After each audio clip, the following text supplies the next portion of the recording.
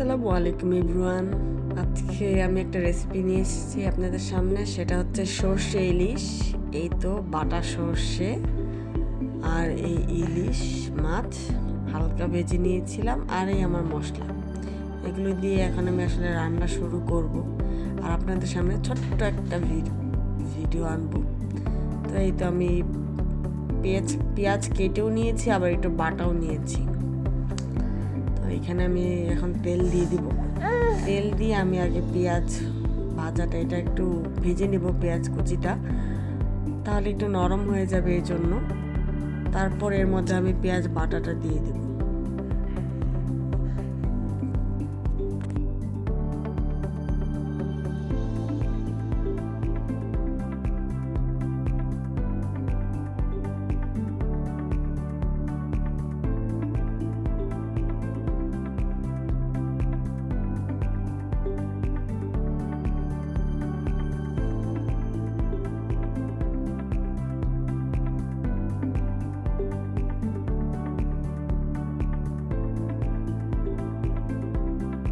এই বাটা পেঁয়াজটা দিয়ে দিব।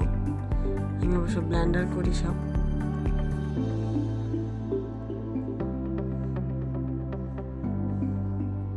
এখন এটা ভালো মতো এটার সাথে ভেজে নেব। তারপর এর মধ্যে দিয়ে দেবো আমি সরিষাটাও ব্লেন্ডার করেছি, যার কারণে ভালো মতো ব্লেন্ডার হয়নি। আপনারা বেটে নিলে অল্প পরিমাণ হলে বেটে নেওয়াটাই ভালো, ব্লেন্ড হয় না ঠিক মতো ব্লেন্ডারে।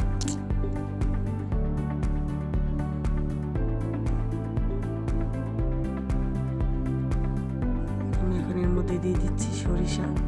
যতটুকু ব্লেন্ড করেছি সব লাগবে না, যেহেতু আমার মাছ অল্প, আমাদের ঘরে মানুষ অল্প, তাই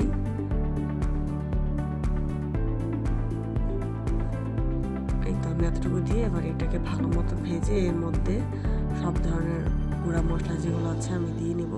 ইলিশ মাছে আদা রসুনটা আমি স্কিপ করেছি। আদা রসুনের গন্ধে আমার মনে হয় ইলিশের যে ঘ্রাণটা সেটা থাকে না। মনে হয় বেশিরভাগ মানুষই এই কাজই করে, স্কিপ করে, সেটা আমি জানি না, আমি স্কিপ করে নিয়েছি।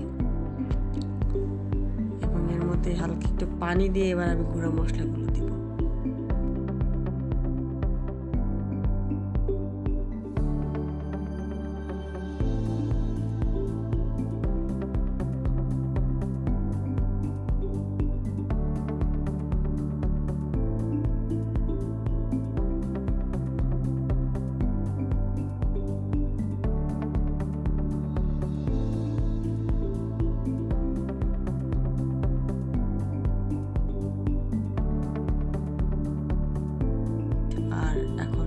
সাথে আমি ধনিয়া গুঁড়া, লবণ,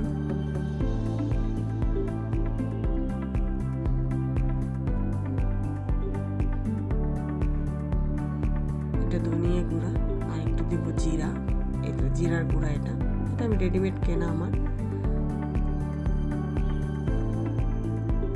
হলুদ মরিচটা আমি দেশের বাড়ি থেকে ভাঙিয়ে আনি, বাকিগুলো সব রেডিমেড করা। কষানো হয়ে গেছে, আমি আরেকটু পানি দিয়ে ভালো করে কষিয়ে নেব।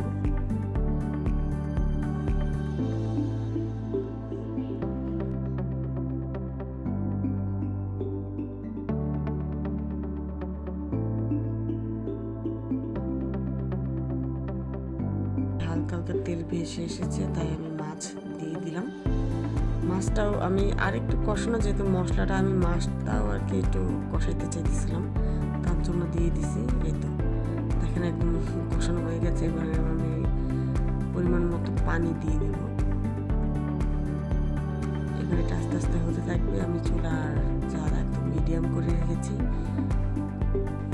এই তো এইভাবে জাল দিয়ে আমি জাস্ট ঝোলটা একটু কমিয়ে নিয়েছি। এই মাছটা আগেও হালকা ভাজা ছিল, আমি চুলা বন্ধ করে দিয়েছি। আমার রান্নাটা কমপ্লিট হয়ে গেছে।